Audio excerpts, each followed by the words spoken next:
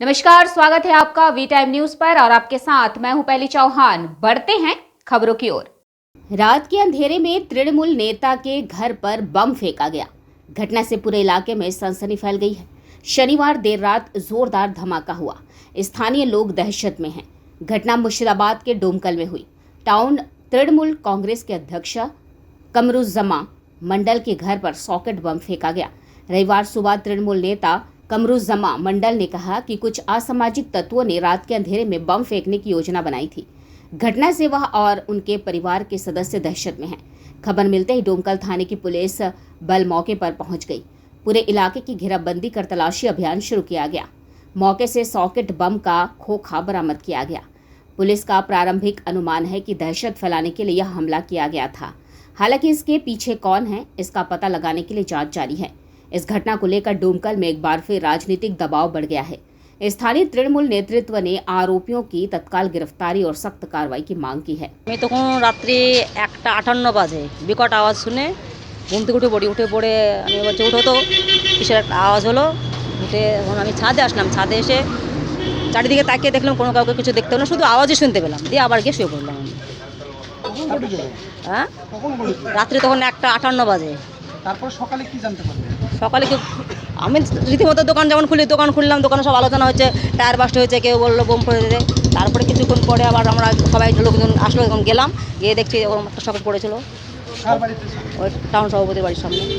হঠাৎ আপনি যখন শব্দটা শুনতে পান, কীরকম শব্দ এবং কোন দিক থেকে শব্দটা এসেছে? কোনো কিছু বুঝতে পারিনি, আমরা তো ঘুমিয়েছিলাম। একটা আওয়াজ শুনলাম, ভাবলাম হয়তো টায়ার বাস্ট হয়েছে। তারপর উঠলাম, উঠে চারিদিকে তাকালাম, কোনো গাড়িটারে কিছু দেখতে পেলাম না। আবার পুনরায় গিয়ে শুয়ে পড়লাম। ক্ষেত্রে বলতে গেলে আমি তো অন্যান্য দিনের মতন গত রাত্রেও ঘুমিয়ে গেছিলাম। আমার বাড়িতে আমার ছেলেরা সব ছিল। এখন রাত্রে আনুমানিক 1:30টার পরে আমার বাড়ির সম্মুখে বিরাট একটা শব্দ হয়। তারা শুনে আমাকে কিন্তু বলেনি যে কি হয়েছে, হয়তো এটা টায়ার ফাটা বা যে কোনো অনুমান করেছে যে কিসের শব্দ, কিছু বলেনি। আমি সকালবেলা প্রতিদিনের নিয়ে আজকে উঠে সামনে আমার চায়ের দোকান, বৌদিদের তালুকদার চায়ের দোকান, ওখানে যাই। আজকেও গিয়ে চা খাচ্ছি, তো বৌদি বলছে রাত্রি 1:30টার দিকে আপনার বাড়ির সামনে বিরাট শব্দ হলো। কিসের শব্দ? আমি ঠিক ঘুম থেকে উঠে ছাদে উঠে দেখলাম, কিছু বুঝতে পারলাম না। আপনার বাড়িতে যে টতনরা ওরাও দেখলাম, কিছু বুঝতে পারলো না, কিছু বললো না। দাঁড়িয়ে মানে ছাদে দেখলো, কিছু ঠিক পেলো না। তাহলে আমাকে তো বলেনি গো। তাহলে বলে টায়ার ফাটা শব্দ, এরকমই অনুমান।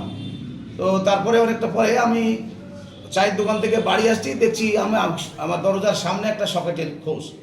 তা আমার অনুমানটা, ওনার কথা শোনার পরে আমি তখন লক্ষ্য করতে কোথায় এটা হয়েছে, দেখছি আমার পাশে একটা মেশিনের ঘর আছে, ও ঘরটার উপরে বোমটা পড়েছে আর কি। তো বোম পড়ার পরে বোমের খোসা টোসাগুলো পড়ে আছে। আমি আইসি সাহেবকে জানালাম যে ব্যাপার, আমার বাড়িতে রাত্রিবেলায় কখন বা একটা বোম মেরেছে, তাতে এখন ওই সব স্প্লিন্টারগুলো পড়ে আছে।